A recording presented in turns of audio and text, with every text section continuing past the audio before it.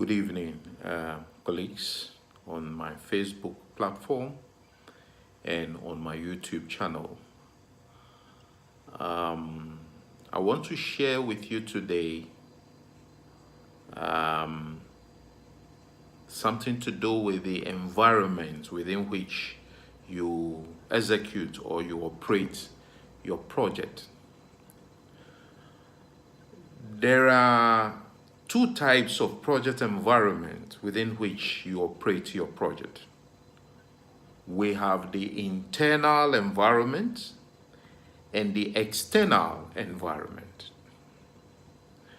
Now, the project environment is very important, and you need to acquaint yourself with the environment within which this project exists. Because the project environment influences every aspect of the project management or every aspect of the management of the project. The project environment influences how you are going to handle your stakeholders. The project environment has something to do with risk. The same project environment has something to do with the way you handle scope. The project environment has something to do with quality, how you are going to manage quality.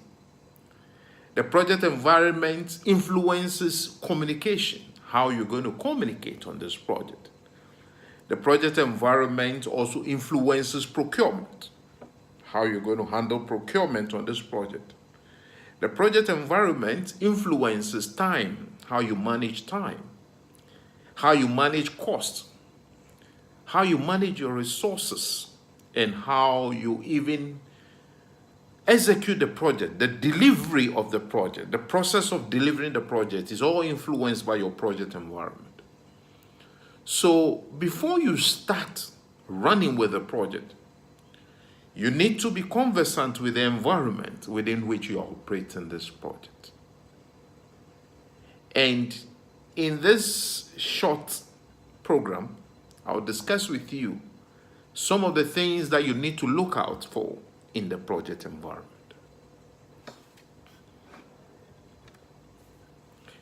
Let's begin with the internal environment of the project. And if I say internal environment, I'm referring to the project organization, the organization within which you are operating the project. Okay? Your organization it could be a construction company. The organization could be the employer's organization, the client's organization. The organization could be a consulting firm within which you are working. This is what I refer to as the project organization. And it represents the internal project environment. And there are two major categories of factors that you must consider in this organization, wherever you find yourself running a project. The first category of factors you must look for is the enterprise environmental factors. That is, factors related to the organization within which you are operating. One of them is the organizational structure or the hierarchy. How is your organization structured in terms of running resources, handling resources, communication, procurement, budget? How is the structure of your organization like? Unfortunately, these things are imposed on you. They are there. And you just have to acquaint yourself with them and know how the structure of your organization looks like as far as resources, communication, procurement, budget, and other things are concerned. You also need to, under this category of factors, you need to acquaint yourself with the organizational culture, the culture within the organization. If I say culture, I'm talking of the collective values, beliefs, principles, behaviors, even the language and systems systems within the organization, you need to acquaint yourself with them. Another factor that you also need to acquaint yourself with under the enterprise environmental factors is existing programs and portfolios. Sometimes your project is not a standalone project. It exists within a program or a portfolio. So you need to find out what kind of program or my project is what kind of program or portfolios is my project located. You also need to acquaint yourself with project management information system that exists in the organization. It's not every organization that have a project management information system. But those that have, you need to actually acquaint yourself with the project management information system that is existing within the organization and know how to use it. Especially those of you who work in the municipalities. The MIG-MIS, that is the project management information system for MIG projects. And you need to get yourself acquainted with the system and use it. Then there is another category of factors within the project organization that you need to acquaint yourself with. We call this organizational process assets, or the OPAs. These are the existing organizational processes, procedures, and policies that are in existence in the organization. Policies for procurement, policies for communication, budget, quality, resource. More or less, you just get yourself acquainted with the way the organization handles procurement, communication, budget, quality, resources. What are the processes? What are the procedures and policies? The next thing you need to look at is also historical information on past projects. Definitely, this organization might have done some projects in the past. Go into the archives, the project files. Those of you who have project management units or project management offices in your organization, go there. You can find some of these old project files or archives and look at the way projects were handled in the past. Look at the lessons that has been learned on those old projects and apply them to this new project. One of the things you must also look for is work performance information, the project status reports. Projects have been done in the past, or even the projects you are handling now. Look for the project status report. It will give you an idea of the state of the project at any point in time. And then the next thing you must also look for in the organization within which you are working is the project management methodology. It's not every organization that has a formal project management methodology. Some organizations are managing projects informally. There's no particular methodology that is being followed.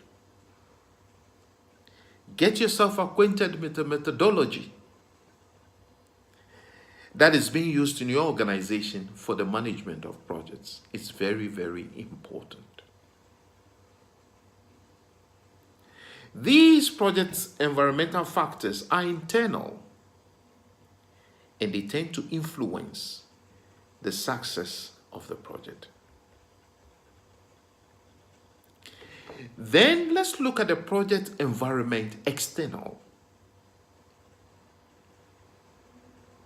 That is, factors outside the project organization. One of them are institutional factors.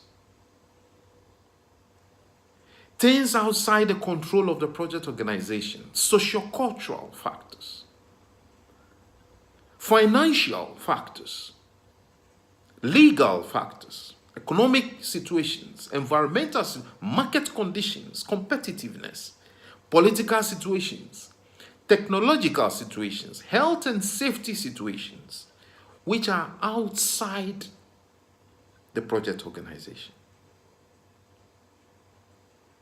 All these factors influence the development of the project and contributes to the success of the project. For instance, interest rates makes a contribution. It's a project, it's part of the project environment, and it's external. The regulations, industry regulations, new regulations are coming up in our construction industry. They all affect the way we operate projects. Political situations, political upheavals also affect the success of our projects. Technological developments also affect the success of our projects. Ladies and gentlemen, these are two parts of the project environment that I want you to get yourself acquainted with before you start your project. We call this project environment, both internal and external, as the project baggage. And most often times it's outside the control of the project manager and the project team. This project baggage presents constraints, opportunities, and risk to the project. And you need to look at this project environment critically. Do a SWOT analysis on each of these factors within the project environment and use it as an input for the strategic planning of your project. Ladies and gentlemen, it's very important that you consider these project environmental factors. They play a pivotal role